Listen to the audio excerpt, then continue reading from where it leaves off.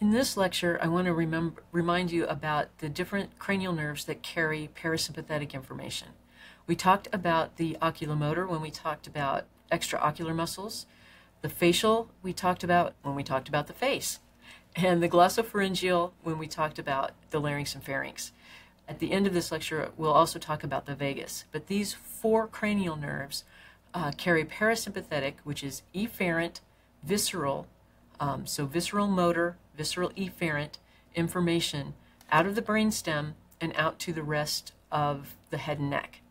We'll go through each one of these individually, and then at the end we'll talk a lot about the vagus nerve because we haven't talked about it yet. So in the next section we'll talk briefly about 3, 7, and 9.